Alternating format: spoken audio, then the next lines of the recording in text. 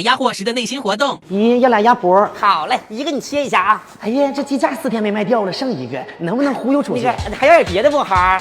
还有啥好吃的呀？来了，自己上钩。啥好吃呢？哎，你心仪你来个鸡架，早上煮一大锅，就剩这一个了。好吃吗？一个拿过来你闻一下，4天了都有冰箱味了。你这鸡架老有滋味了，还不胖人。那行，拿着吧。以后可不整这玩意儿了，卖不出去。一个你拌点洋葱香菜啊，好吃。盖一盖那冰箱味儿，你这拌要钱吗？要啥钱呢？一看你们都像自己孩子似的啊，那谢谢啊。不客气。哎呀妈呀，我可真损呢。